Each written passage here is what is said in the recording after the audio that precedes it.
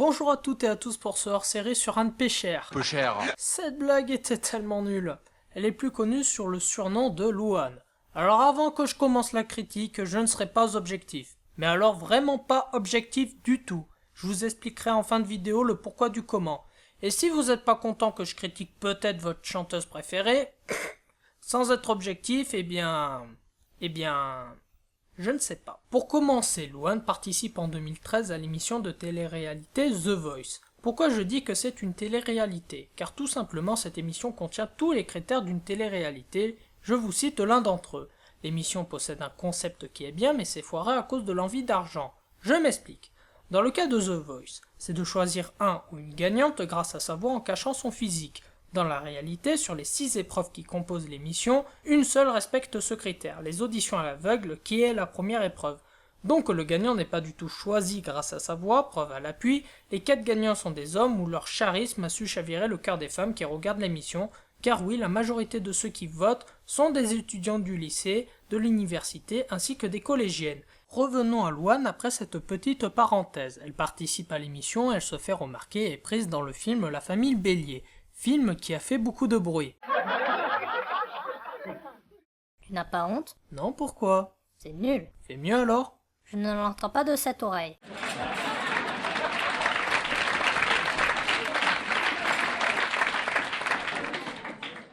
Plus sérieusement, attaquons-nous au film. Louane joue le rôle de la fille aînée. En parlant de bélier, Louane elle est scorpion dans la vraie vie. Mais tout s'explique pour le chevalier d'or du scorpion.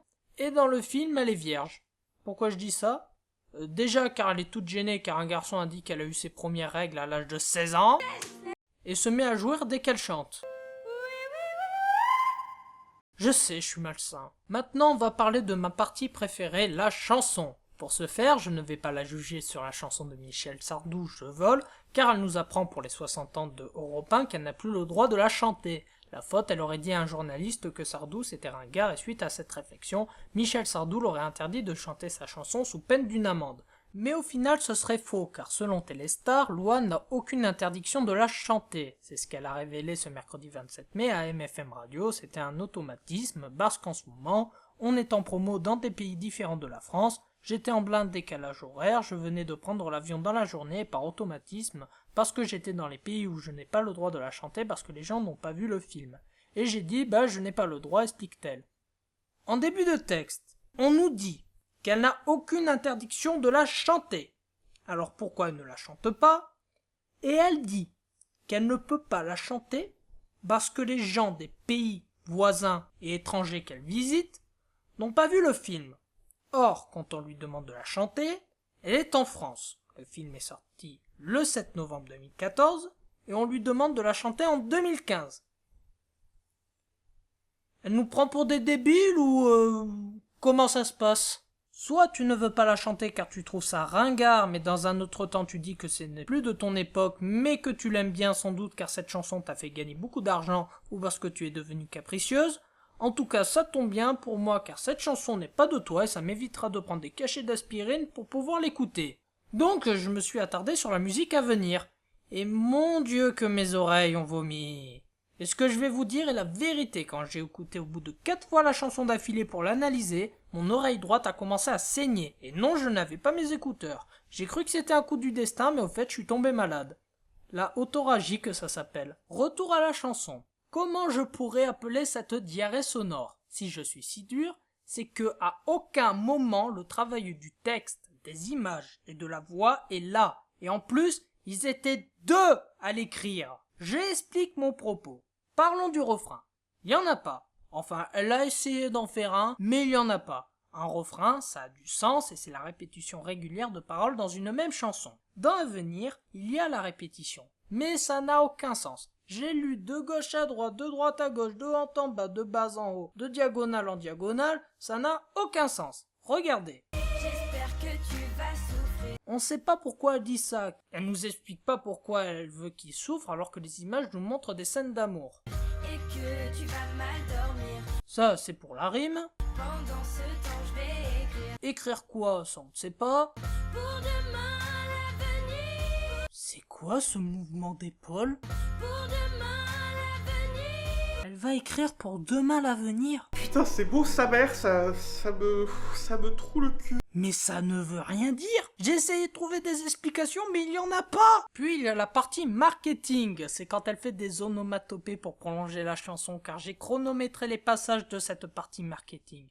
Et ça dure 1 minute sur les 3 minutes et 15 secondes. Un tiers de la chanson correspond à des oh et oh. Le pire, c'est que même les sites qui proposent les paroles de la chanson se foutent de cette partie. Alors, je pense que j'ai une explication. La partie entre guillemets chant, qui représente la partie quand elle dit une phrase entre le refrain et des oh et oh, est tellement molle qu'elle a rajouté cette partie pour prolonger la chanson et donner du rythme, car oui, elle dit 28 phrases contenant 4 mots en moyenne, soit 112 mots, en 67 secondes, soit la vitesse de parole d'une personne au bout du suicide. Bilan de la répartition du temps. 19 secondes sont consacrées pour les instruments, c'est quand elle ne chante pas, 1 minute pour la partie marketing et le rythme, 47 secondes pour le refrain qui n'a aucun sens, et 67 secondes pour les phrases #suicide qui nous expliquent en rien du pourquoi elle veut qu'il souffre et comment ils se sont séparés. En plus, la vidéo ne correspond pas à l'image qu'elle veut donner de la chanson. C'est comme si je faisais une déclaration d'amour et que je mettais un enterrement en vidéo. Ça n'a pas de sens. En conclusion, c'est de la bouse de vache, et encore c'est une insulte pour la bouse. Louane a réussi à conquérir le cœur des filles par les 2 chansons, Le jour 1 et À venir, qui sont tous 2 des chansons d'amour qui permettent aux adolescentes de se reconnaître à la chanteuse en sous-entendant que les filles sont toutes gentilles et que ce n'est pas de leur faute si leur relation s'est cassée, et que les mecs sont tout méchants et qui sont là que pour casser le cœur des filles et qui doivent souffrir parce que c'est eux qui nuisent à leur relation. Ce qui n'est généralement pas le cas. Les filles, ce n'est pas contre vous, mais vous remarquerez que quand un mec chante une chanson dénonçant que le fait que sa copine l'a quitté pour X raison, eh bien c'est un macho, et une fille qui chante une chanson pour dénoncer son compas qui l'a quitté, eh bien c'est une combattante, elle a eu raison de le faire. Maintenant je vais vous expliquer pourquoi je ne suis pas objectif du tout, car déjà je n'ai pas trouvé un seul point pour la défendre, car au niveau du chant, elle n'a pas une voix exceptionnelle, et non les fans ne dites pas qu'elle chante bien dans la vidéo, car en entendant sa vraie voix sur The Voice, ce n'est pas exceptionnel. Si vous y étiez dans ma classe en 5e, il y avait une fille nommée Louise, d'ailleurs si tu regardes la vidéo je te dis coucou, quand elle chantait tu prenais une claque dans la figure, même notre professeur de musique qui était pourtant très exigeant, était à chaque fois bluffé par sa voix sur n'importe quelle chanson. Alors que Louane, elle a juste une belle voix car les maisons de disques ont utilisé leur logiciel audio pour améliorer sa voix, bon ils le font pour tout le monde. Même moi qui ne sais pas du tout chanter, si on améliore ma voix avec ces machines, eh bien je chanterai comme une diva.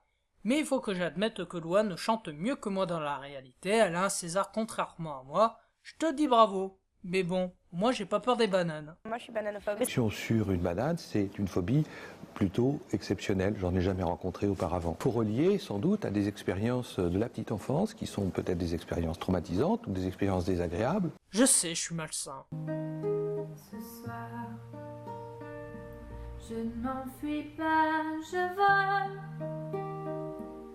Comprenez bien, je vole. Sans fumée, sans alcool. Je vole, je vole. Elle m'observait hier, soucieuse, troublée, ma mère, comme si elle le sentait. En fait, elle se doutait, entendait. J'ai dit que j'étais bien, tout à fait l'air serein. Elle a fait comme de rien.